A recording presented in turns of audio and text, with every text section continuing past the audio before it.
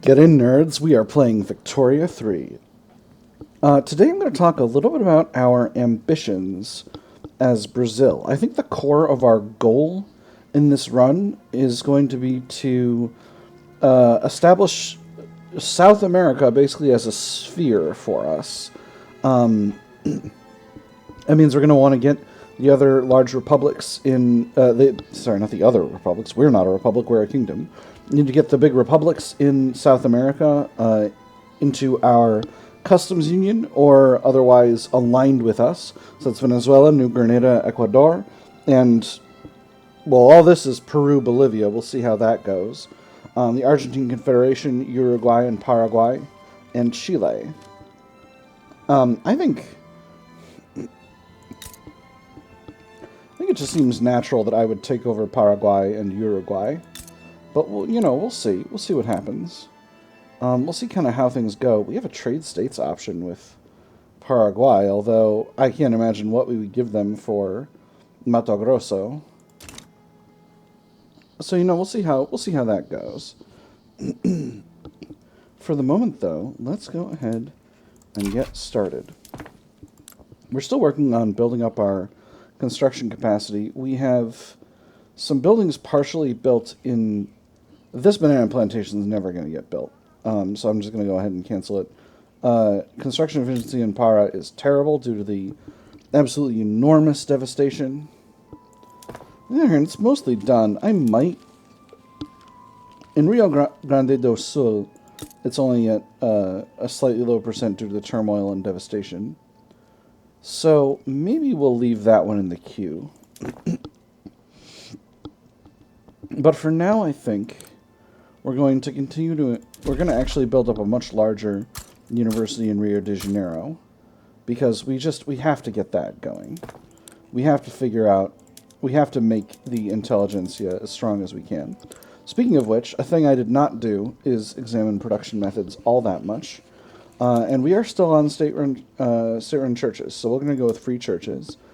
And that's going to strengthen the intelligentsia just a little by replacing some clergymen with clerks.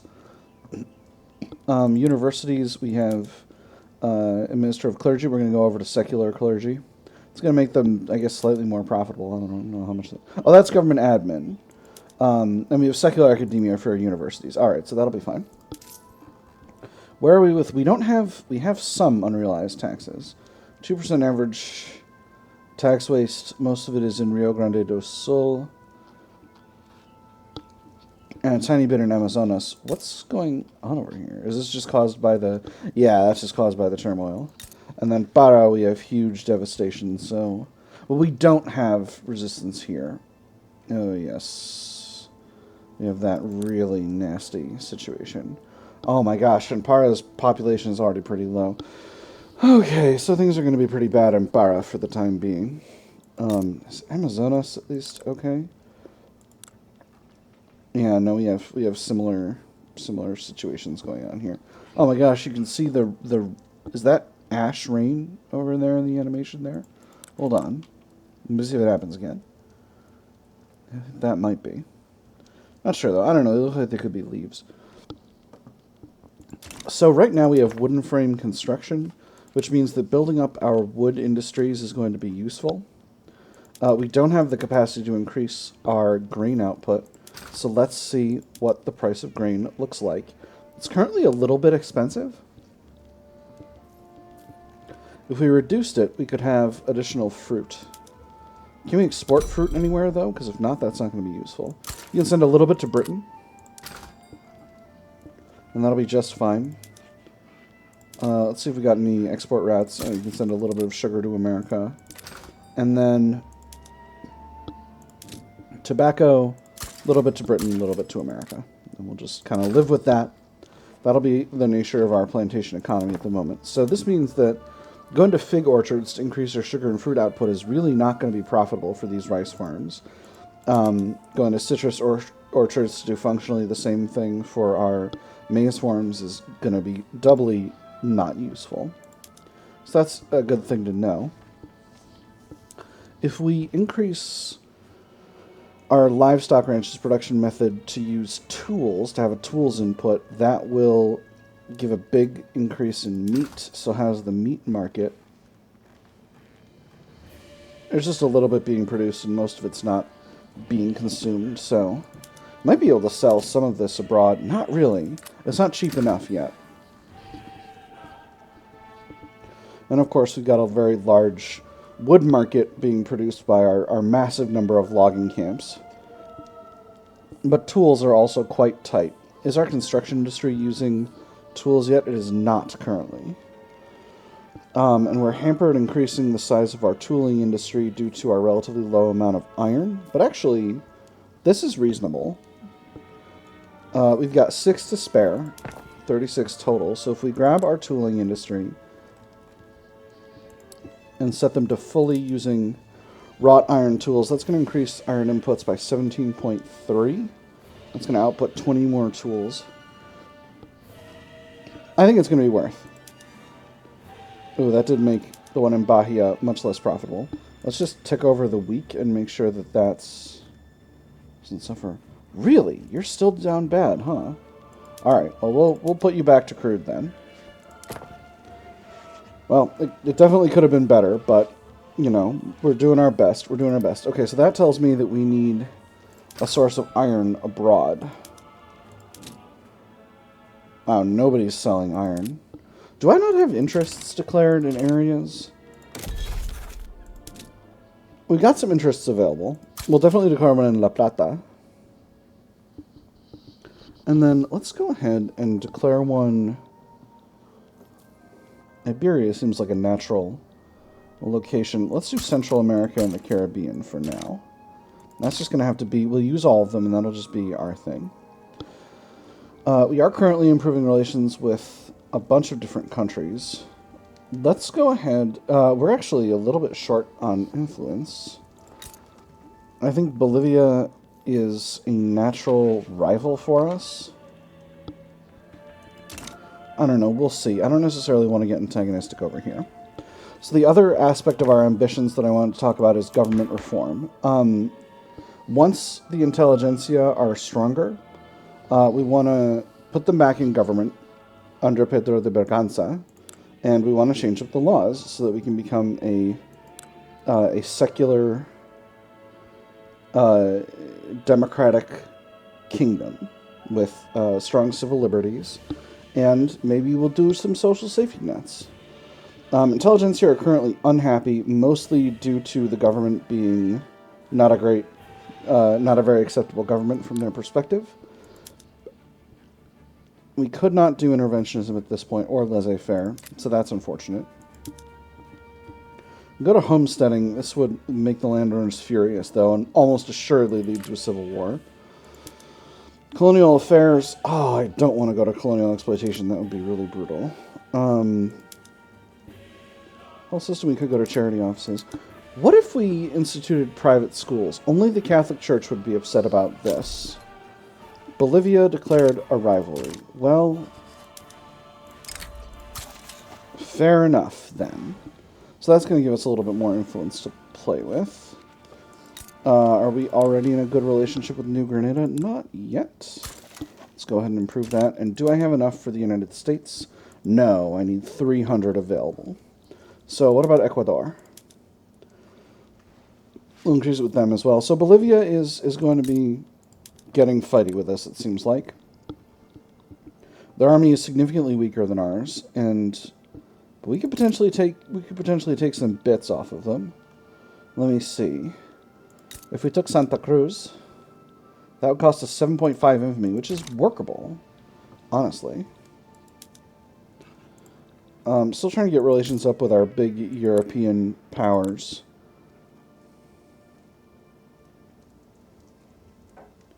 Can't do much because of our low amount of influence. Is there a weak power I could rival? Someone who's like not near me or isn't gonna... Argentinian Confederation's a good target.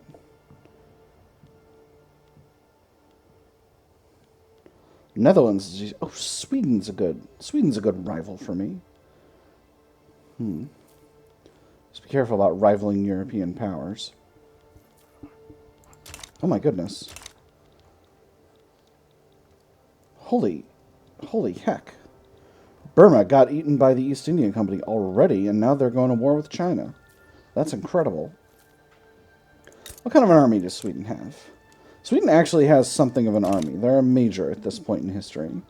I know their growth potential is pretty low because they're kind of tight over there. What about the Netherlands? Netherlands also has a reasonable actual armed force, and we have only an okay one. We currently don't have the technology to be able to fight them off at this rate. And gosh, construction's going really, really slowly. I need to figure out how I can get my iron situation sorted out without creating an issue for myself here. Because we are struggling to just even get enough construction going to be able to give all of our states full access to our market. And that's really dependent on our softwood availability, which unfortunately virtually all of the construction sector is taking up. I think we might need to throw... How do our states have such low population? Did we suffer some kind of population situation? No, population is flat. It's not really growing. Equal migration, none.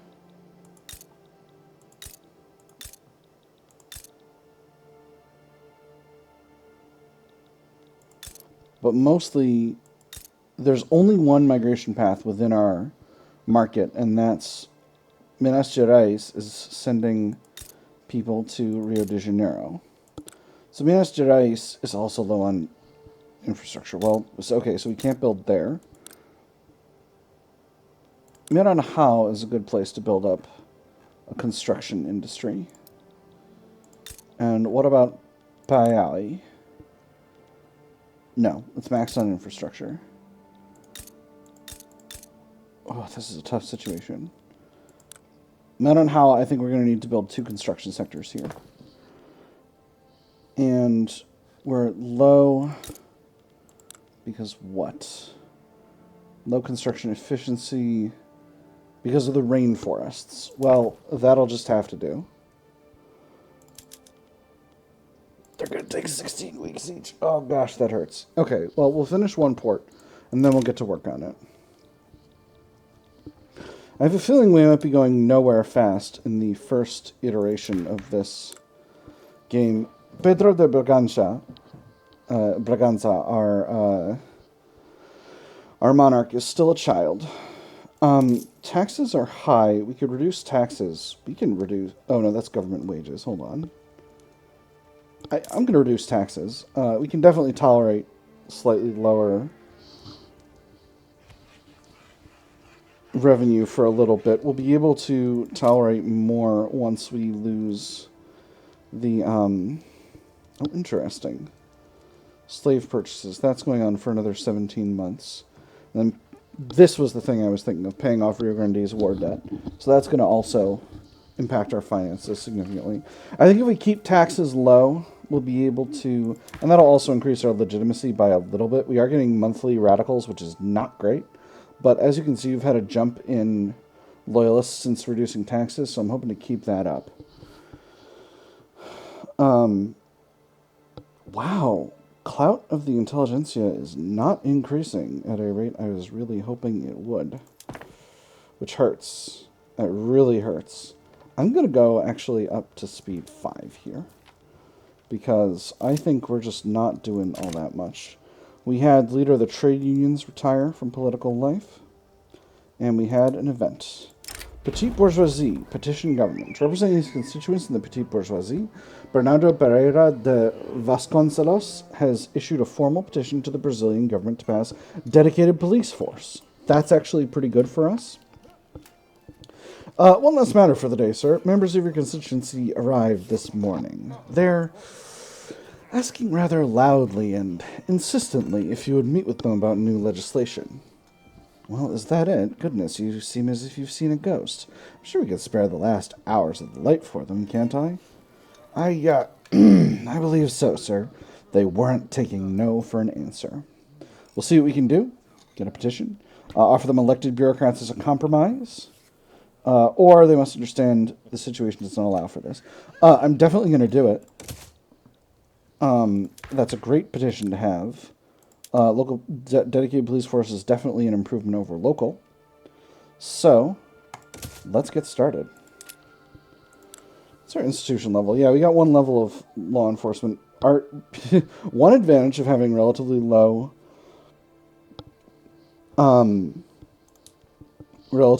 population and a small number of states is that our bureaucracy is super duper low cost. The rural folk have left the movement to enact homesteading because they're pleased about the improvement of the policing forces. And it looks like the intelligentsia are happier as well. So everyone is pleased with this except for the landowners. They're going to lose some power due to them not having the police they want, but this is good for us overall. We're just about to finish up our port in Paraíba, and then we're going to get started with these construction sectors. I might actually rate the universities as being more essential than the construction not the construction sectors, but than the ports. Those construction sectors are going to cost us a pile of cash because we'll be buying additional wood, but our industry is more than capable of sustaining it. Alright, so the landowners are leading a movement. That has added a 40% stall chance to us, but we're still at 47% debate chance, so I'm feeling pretty confident overall in our ability to make this happen. I sure wish we could get more consumption taxes added, but it might actually be the play to cut both of our consumption taxes and suppress the landowners. That's going to be... Oh, that one's so much. We only need to cut the services one. Let's do it. I'm going to do this. This might be a giant mistake. Oh, Pedro de Braganza got a little older.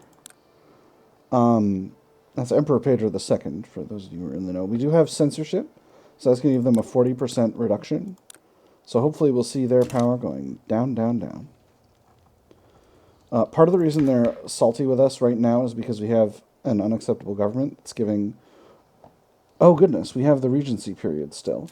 So that's also going to go away, right? It's going to go away when Pedro de Braganza turns... Historically, it would be 14, so that's going to be in 3 years. But I don't know if that's keyed off of the historical number or diplomatic ties with Denmark. Hey, Denmark. Hey, Denmark. Denmark. You Danes. You Danes. Get rivaled. USA, my friends. Let's be friends. Let's be friends. I like you. Denmark is rivaling us back. That's just fine. I don't have any concerns about that. Got quite a bit of loyalists since we cut taxes. They're going to go back up, obviously, but having +1 opinion from the landowners is a very good thing to have right now. It's costing us a pile of cash. We do have a gold reserve, though. And it's a pretty substantial gold reserve, so I don't think this is actually going to impact us. Desperate allies. The proposal for dedicated police force is set in a deadlock. The Petite Bourgeoisie have advocated for enlisting Francisco Sabino's assistance in rallying the intelligentsia in favor of the government. There, upon the cusp of a division, everyone sees that nobody has majority yet. One by one it dawns on them. The loose cannons, led by the most rabid dog of the bunch, have the votes they need. But who among them would be the first to climb off their ivory tower to win their favor? Make overtures to the undecided? Intelligentsia gets 15% stronger and 20% enactment chance. We're almost assuredly going to do that. Slander the opposition to oblivion. That makes Diogo Antonio Feijó, the intelligentsia, weaker. The leader of the Petite Bourgeoisie reduced popularity, but then focused efforts for a 10% success chance. Or forge ahead without them we can win. This makes the Petite Bourgeoisie stronger.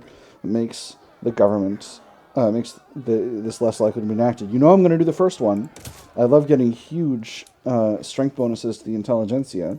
That's going to eventually give us a huge variety of options. In fact, I already have the ability to retain government legitimacy while moving the intelligentsia into the government. I'm not going to do that right now because I'm getting 5 of this legitimacy from having low taxes, and if I move in here, that's going to change up my threshold so that I won't be able to drop taxes back in the event of needing to sort my finances. That'll drop me to an illegitimate government, and I can't afford that.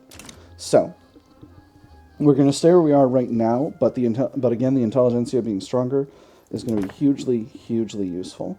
We've almost finished with our next set of construction sectors. It is, of course, imposing increasing costs on the government. Where can I get wood from? Wood is actually pretty affordable, but let's go ahead and switch this over to protect domestic supply. We can get a good price on wood from Chile. So let's bring in some wood. That's going to save the government just a little bit of money. Denmark bailed. No, my rivals. No. We are still technically rivals, but I'm getting less influence from it now that they're not around anymore. They were like, I don't want to be rivals with Brazil. Those guys are crazy. Yeah, I am crazy. I'm crazy. I'm Degen Cat. I'm gonna do anything. We're gonna form the United States of South America. Does the United States of South America exist? Is that where is it? Cultures. Can I? Not yet. Only in Hearts of Iron. Don't worry, though.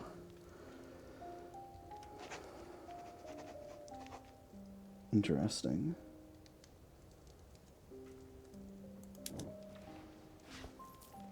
This is a new journal entry. I think I missed this. Okay, here we go. All right, let me read this to you just so that I think I missed that this got created.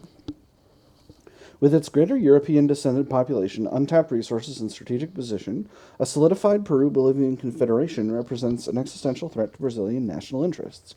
In order to preserve the balance of power, the confederation must be either made amicable to our state or dismantled by force. The ambitions of the Peruvian confederation can be averted by forcing them to release their subjects before the progress bar reaches 100%. We'll complete if at least one of these, Bolivia, does not exist or has lost all of its South Indian... I believe that word is pronounced Quechua, but I could be completely wrong about that. And I believe that's all of the Peruvian... Well, let's take a look here. South Indian Quechua. Okay, so only Iquicha matters here. And none of these, okay. All right, none of those countries are South Indian. Wait, hold up. It's South Indian and Quechua subjects. Okay, so all 3 of these, because South Peru and North Peru are both South Indian. All of these will complete if doesn't exist or has lost its subjects. All of these relations between Bolivia and Brazil are greater than or equal to 50. And at least one of these were an alliance, customs union, or defensive pact. So, okay, so Bolivia and I are natural enemies. So getting fighty with them is going to be necessary. So who can I get on my side about this? I don't need to be improving relations with Venezuela anymore. Can I sustain... I can invite them to our customs union, but they would not be interested. We don't have the... They would not like an alliance. Is there anyone who would like an alliance? I think I can check through this. No. But that's because I don't have the influence. So if I stop improving relations with the United States for a second...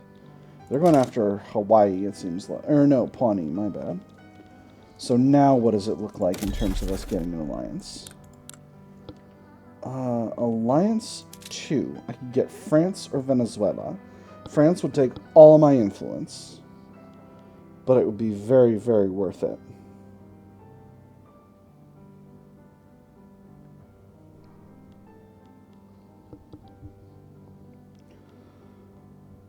I'm going to do it. This might ultimately end up being a mistake. We'll see. So, we continue with this. We're building our universe. They declined. Oh. Oh, that wasn't showing that they would agree. There's just showing the eligible options. What about you, Venezuela? Alliance? No. Interesting.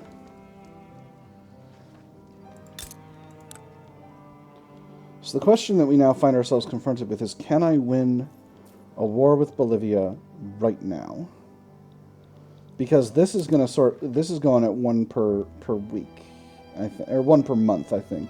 So it's going to be done in 10 years. Can't improve relations with Venezuela anymore. That's not shocking. What about New Grenada? We are currently improving relations with New Grenada. I'm going to continue improving relations with the United States. And I'm going to hope that having good relations with these European powers, and Bolivia having a chunk of infamy over here, is going to make my job a lot easier. I only have 5 infamy right now, so I can easily go after them in a war and try to get what I need to get. So, we're going to kind of... Ooh, excellent. So I have unlocked mobile artillery at this point. So, let me see.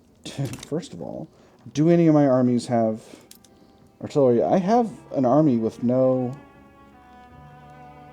general. Oh, this was created out of these new territories.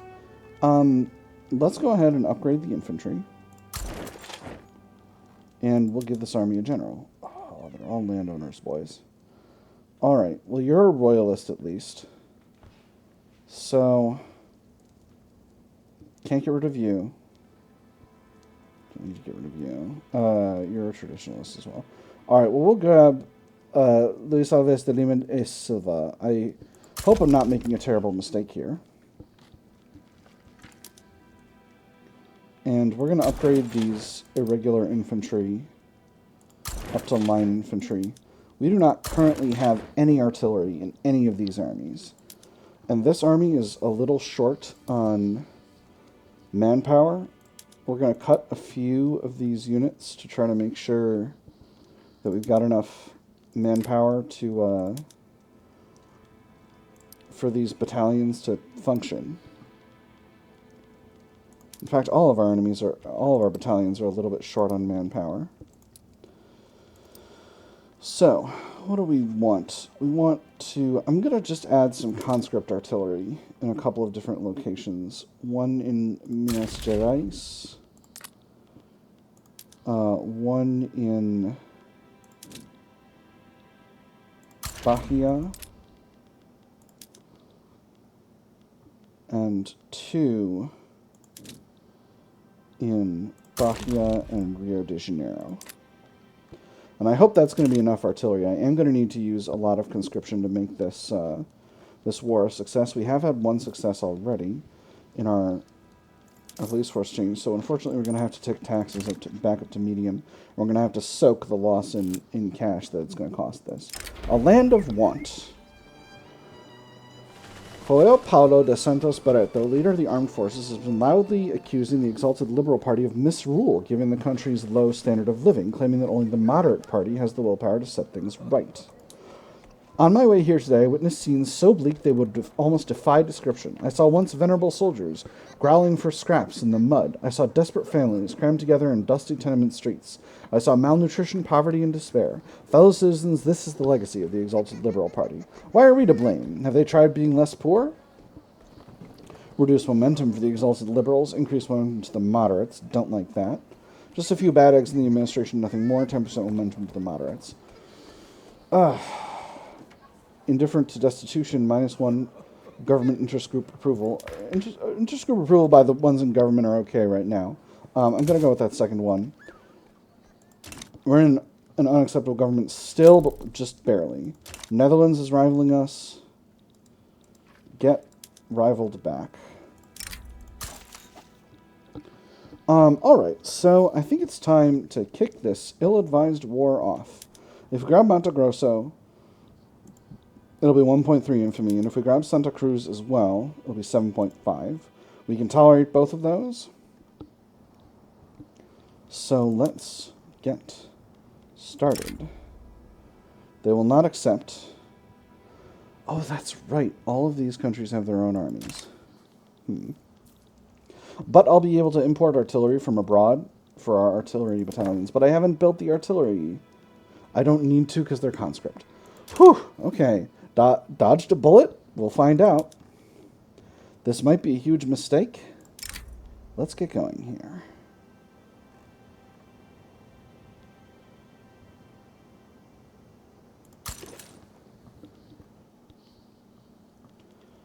So we're going to put a conquest demand for Santa Cruz.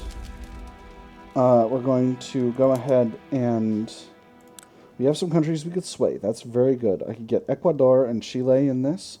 And those are both good countries to have involved here. So, let's go ahead and mobilize our armies. And this is going to cost us like whoa, but I'm hoping it'll be enough to actually win this thing. And I am going to have to raise our conscripts, because that's where our artillery is. I'm going to cut, I think, a few...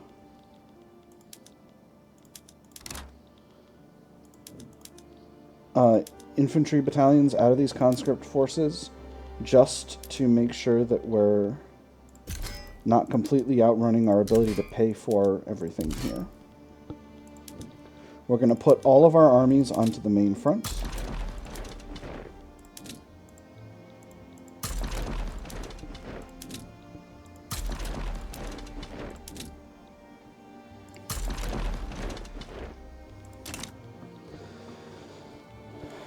And do I want to try to get the rest of Minas Gerais in this war? If I do,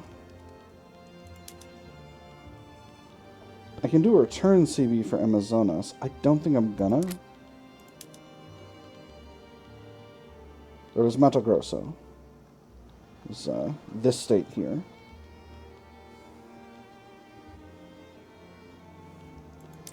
No, this is still risky. I'm going to let it go. I don't mind having a kind of an awkward front over there.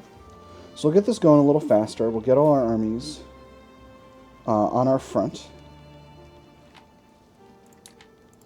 So, who has some thoughts? Chile will go in for a return state on Antofagasta, which is here. I will assuredly... ask for that for you.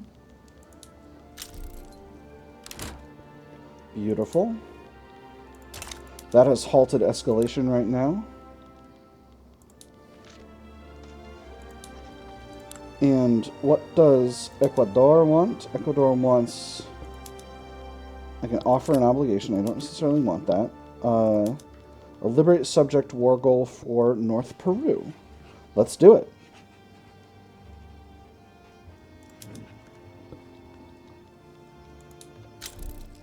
Perfect. Alright, so we've got a strong force comparison here. An okay force comparison here. We need artillery in our market. We need clippers in our market. Happily, we are good friends with Britain, and they will provide clippers for us at a somewhat reasonable price. We need porcelain, so we can get that from America. And from Britain. And from France. Actually, we can't do that because that's going to completely mess up our ability to... Oh, hang on, I goofed this up. I bought from too many places. Not America, just France. I outran my bureaucracy. I do have some bad trade routes, though. So, like, this one can go. And this one can definitely go. We got to be able to get artillery from somebody, though. Because we need artillery for our armies, don't we? Hold on, where's artillery? But I've got conscript... I raised my conscripts, didn't I? They're still getting themselves together. Alright, well... Alright, we'll see how that goes. Public address goes awry. Stall event. It was meant to be a routine speech about the merits of dedicated police force by Bernardo Pereira de Vasconcelos, has quickly devolved into a public relations disaster for the Petite Bourgeoisie. Fumbling through a series of poorly presented talking points, Bernardo Pereira de Vasconcelos' arguments have been viciously and convincingly picked apart by his political opponents. The question on everybody's lips now is merely if this mishap was due to the inherent failings of dedicated police force or can be chalked down to the political incompetence of the Petite Bourgeoisie. It's the thought of this poorly thought-out proposal De Vasconcelos must take the blame for the setback or scrap the current draft and make a show of a rewrite. I can get 10% enactment chance out of this. That would bring the enactment chance above the stall chance. I think so. I'm extremely tempted to do this, but it would give us one setback. Oh, and a setback here would be rough. I don't want to lose enactment chance. I'm going to do it. I'm going to get my 10% enactment chance. I'm going to hope it turns out worth it. All right. Force comparison on all fronts looks really good. I'm going to... Let's get a little cocky. Let's get a little cocky. Both of these countries are very much for us. I'm going to add a conquest war goal of Bolivia and Mato Grosso. It's only 1.3 infamy. We'll see if my allies abandon me. Argentina is neutral. Wonderful. And it looks like they're staying with me. And escalation is ongoing. No one else is interested in being involved, so I am very confident in this war. The Ecuadorian front is looking pretty rough.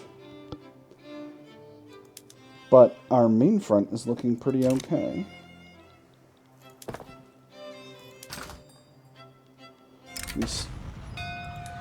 A peculiar institution. What? Hold on. What? Did I completely misunderstand what happened here? Okay. With the victory of the Brazilian slaver lobby, the ban on the slave trade is formally repealed. Legally enshrined. What? Hold on a minute. Did I completely misunderstand what's going on here? What happened? Anyway, I'm just going to read this and we're going to go on, and I'm going to circle back and try to figure out what happened with this. With the victory of the Brazilian slaver lobby, the ban on the slave trade is formally repealed, legally enshrining the already widespread practice in the face of international protestations. Why should foreign whims dictate the Brazilian reality? Should Great Britain decide that slavery does not suit her, and then so be it, but does it automatically make the same hold true for Brazil? Are we beholden to the laws of the British Queen, or is it yet Emperor Pedro de Braganza who rules these lands? Once more, our position is thoroughly identified with the position of slavery. Oh, that's interesting. That bark is some verbiage that's present in the Articles of Secession for the American Civil War. So that's interesting. Again, not sure exactly what happened there, but we'll put these guys in raiding convoys. I should have positioned these before the war, but that is what it is. Alright, let's get going forward here. Actually, it is the end of 38, and I am way over my 30-minute timeline, so we're actually going to put a pin in the episode. We'll get the war started next time, but for now, I've had fun. I hope you all have had fun, and I will see you on the other side.